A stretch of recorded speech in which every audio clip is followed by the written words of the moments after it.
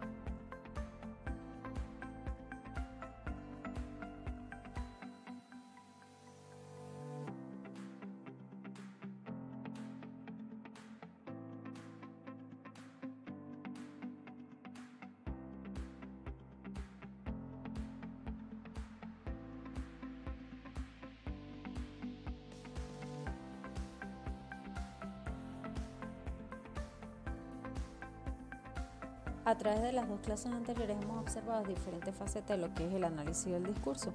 Tenemos el análisis del discurso tanto oral como escrito. Hemos visto las diferencias y de la misma forma existen características, y una de las más principales que debemos tener en cuenta al momento de analizar el discurso es el contexto, ya que, como lo hemos dicho a veces en clase, es importante conocer el contexto en el que se desarrolla un discurso, entendiendo como discurso todo aquello que decimos, conversamos o expresamos. Entonces es importante conocer lo que es su contexto para tener un mejor entendimiento de lo que se quiere decir. Muchas veces recordemos que decimos las cosas de una forma dependiendo del contexto en el que nos desarrollamos. Asimismo, es diferente analizar el contexto en cuanto al análisis del discurso textual, debido a que debemos imaginar muchas otras características que rodean a ese discurso para poder darle así un análisis adecuado. Continuando con lo que hemos venido aprendiendo, entonces ahora tenemos lo que son los fines discursivos. Recordemos que la comunicación tiene como propósito comunicar o transmitir un mensaje o una información. En este caso, el fin discursivo no es más que esto, es el fin con el que se transmite el discurso, ¿sí? ¿Qué sucede? El análisis del discurso o el análisis crítico del discurso nos ha indicado que es un poco subjetivo entender a veces lo que se nos quiere decir, y siempre hay que tener en cuenta lo que es el contexto. Este contexto me va a desarrollar o va a permitir que nosotros podamos analizar el discurso desde diferentes puntos de vista, y cada persona lo va a adaptar a su contexto social, a su contexto histórico o a su contexto personal. Pero esto no quiere decir exclusivamente que todo discurso sea subjetivo. ¿Por qué? Porque existen una serie de características que me indican a mí cómo debo analizar o cómo debo interpretar ciertos discursos, ya sean escritos u orales. Nos encontramos entonces con lo que son las relaciones interpersonales, la cortesía y la modalización. Son tres aspectos del análisis del discurso que van de la mano con lo que es el fin discursivo. En cuanto al éxito o fracaso de la relación entre las personas en los actos comunicativos, constituye un aspecto fundamental el estudio de la interacción verbal.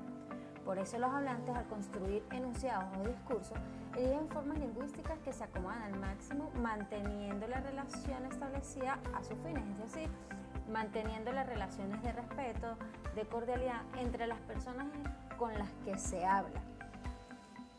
De este mismo modo, los fines o el fin del discurso va a llevar de cierta u otra forma el uso lingüístico o no lingüístico que indique el mensaje. ¿Qué queremos decir con ello? También se puede establecer que el éxito o fracaso de la transmisión de la información va a depender exactamente de la cordialidad, de la cortesía, del contexto y de lo que se quiere transmitir. Tenemos entonces lo que es el contrato comunicativo y los ejes de la relación interpersonal. Cuando nos centramos en lo que al contrato se refiere, es especialmente la identidad social de los participantes. Esto en el papel comunicativo que desempeñan cada uno de ellos dentro de la comunicación. Este está definido, ¿verdad?, dentro de los participantes en un acto comunicativo. ¿Qué quiere decir esto?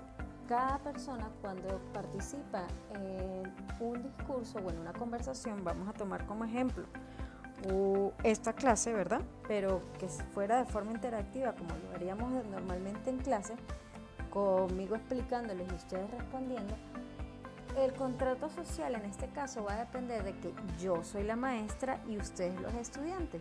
Por lo tanto, el fin discursivo de esta clase va a depender primero del contexto en el que nos estamos desarrollando, ¿verdad? Como ya hemos visto, que en este caso sería el aula cotidiana de clase donde se desarrolla la clase, y sabemos que entonces es un tema que tiene que ver con la educación porque se está desarrollando en un aula de clase, y asimismo la relación interpersonal que existe entre mi persona y ustedes que son los estudiantes, la relación entre profesor y estudiante.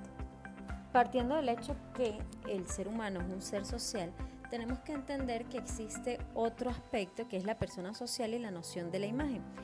Volvemos al ejemplo del aula de clase, ¿sí? En este caso, o en dicho ejemplo, yo estoy consciente que mi imagen frente a ustedes es el de la docente, y en el caso de ustedes son los estudiantes.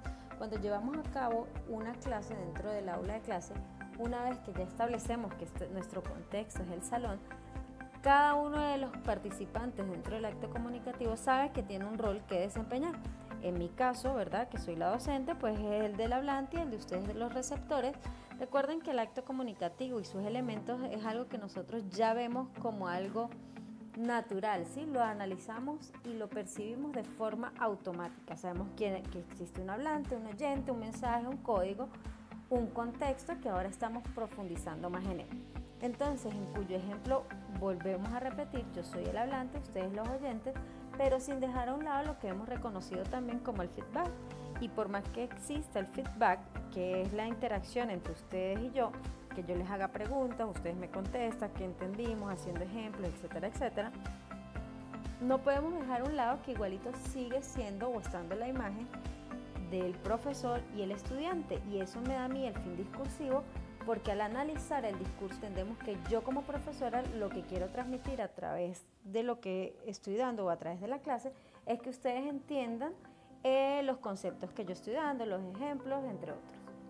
Existe también entonces lo que determinamos como cortesía, que se concibe comúnmente como un conjunto de normas sociales establecidas por cada sociedad y que regulan el comportamiento adecuado de sus miembros, prohibiendo algunas formas de conducta y favoreciendo otras. En cuanto al ámbito lingüístico, está de más recordar que lo que a veces hemos discutido en clase nosotros, que no es lo mismo como ustedes se refieren o hablan con sus padres, como hablan con sus compañeros de salón o cómo se dirigen ustedes hacia un profesor o hacia la directora del colegio. Entonces, hay que tener ciertos aspectos a tomar en cuenta cuando nos referimos a la cortesía. ¿Y por qué es fundamental para el conocimiento o la determinación del fin discursivo? Porque le va a dar importancia o le va a restar importancia a lo que se quiere decir. No es lo mismo decir todo un discurso de forma elegante o decir el mismo discurso usando vulgaridades, palabras soeces, entre otras. Existen ciertos aspectos del estudio de la cortesía lingüística que hay que tomar en cuenta. Uno de ellos es que se centra en el comportamiento verbal y la elección de determinados indicadores lingüísticos de cortesía. Es decir, cuando nos tratamos de usted, de señor, señora, ¿por qué? Porque esto, vuelvo y repito, le va a dar importancia o no al discurso que estamos emitiendo. Otra de las características que tenemos es que se basa en el reconocimiento de la función interpersonal. ¿Por qué? Porque esta nos permite reconocer la función interpersonal que existe entre los que están hablando, ¿sí? Cuando esta conexión una vez se establece, podemos determinar que quienes hablan o quienes están dando el discurso representan o tienen un papel dentro de la comunicación. Volvemos al ejemplo para que lo vean de forma más clara. Dentro del salón de clase, nuestra relación interpersonal es el de docente y estudiante. Que fuera del salón de clase pudiésemos ser amigos, no cambia el hecho como yo los voy a tratar dentro del salón de clase, ¿verdad? Dando mi clase sobre el análisis del discurso a como los trataría en otro tipo de ambiente o en otro contexto. Basándonos en las relaciones interpersonales, volvemos y repetimos, el contexto o su interpretación es de vital importancia. Otra característica de la cortesía es que facilita las relaciones sociales y canaliza y compensa la agresividad, es decir, todas aquellas acciones que pueden constituir una ofensa virtual para los participantes del proceso comunicativo. Cuando nosotros hablamos o nos desenvolvemos con cortesía en cuanto al discurso, ya sea oral o escrito, pues vamos a ver una diferencia en cuanto a la receptividad del mismo a través de los participantes que están en el proceso comunicativo. No es lo mismo que yo les diga a ustedes, ¿verdad? O les dé la clase regañándolos de forma agresiva, porque entonces no van a recibir el mensaje de la misma forma. A diferencia que si lo hago usando la cortesía, la amabilidad, ustedes van a entender el discurso y lo van a asimilar de forma más fácil o práctica. Entonces, como último paso de los fines discursivos, tenemos la expresión de la subjetividad a través de la modalización, entendiendo la modalidad como un fenómeno discursivo que se refiere a cómo se dicen las cosas, es decir, la expresión verbal o no verbal de la visión del locutor respecto al contenido de sus enunciados.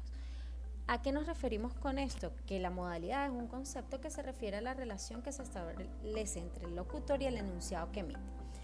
Cuando yo me refiero, y viéndolo desde el punto de vista de clase, o por lo menos de un salón de clase, ¿verdad? Yo quiero transmitir mi mensaje de cierta forma, ¿sí? Ya sea de forma oral o que lo escriba en la pizarra. Yo estoy queriendo transmitir una cosa a través de mis enunciados. Pero ¿qué sucede? Es la forma en cómo se dice. Creo que se los he dicho en clase a veces con ejemplos, que nosotros podemos decir el mismo enunciado, ¿verdad?, de una forma u de otra, lo que va a hacer que el interlocutor ponga su toque personal allí. No es lo mismo que yo les diga a ustedes, no hagan caso, ¿sí? Y les diga, o pórtense mal, y ustedes, dependiendo del tono o de la entonación que yo le dé o cómo lo diga, a que yo les diga, bueno muchachos, ya saben, ¿no? Se me portan bien, pero sí, y al momento de ustedes escucharme, ven la subjetividad que hay en lo referente a lo que yo estoy tratando de decir. Entonces, por eso es importante reconocer el fin discursivo desde este punto de vista. Entonces, asimismo, la expresividad y la modalidad que se le da a un enunciado en específico también nos va a dar a entender lo que el fin discursivo con el que el interlocutor nos quiere transmitir el mensaje, ¿sí? Porque resulta que no solamente nosotros debemos analizar el mensaje en sí, porque ya hemos visto a través de estas clases que el discurso, como es una construcción social, va a depender muchas veces de toda una serie de eventos o acontecimientos o llámese elementos que me va a permitir a mí reconocer de forma más precisa, más clara lo que se quiere decir. Todo este proceso generalmente se hace de forma automática, ¿sí? Cuando miramos la expresión de quien nos habla, vemos si está molesto, si está contento, si está feliz, está siendo irónico. Vemos que la conversación se desarrolla en un pasillo del colegio, nos llaman a dirección, puede ser dentro del salón de clase. Vemos quién nos está haciendo la conversación, si es la directora, un profesor, otro compañero del salón de clase, otro compañero de otro salón.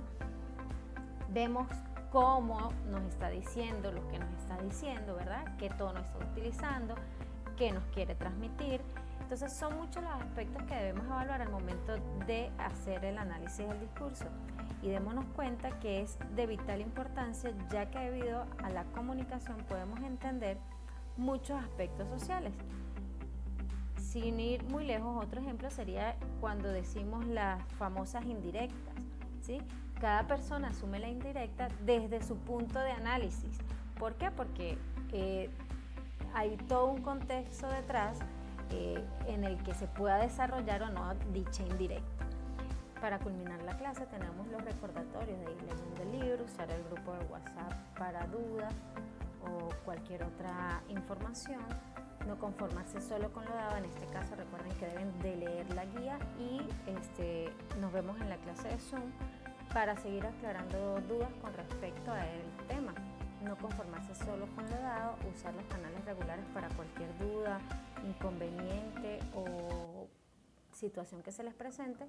Y recuerden desarrollar siempre su pensamiento lógico, ¿sí? Traten de llevar lo que aquí se les da a hechos o acontecimientos o ejemplos o contextualización de la vida diaria. Y por último podemos volver a ver el mensaje del Departamento de Evaluación. Ya saben que cualquier cosa, comunicarse con la licenciada Dayana a través de los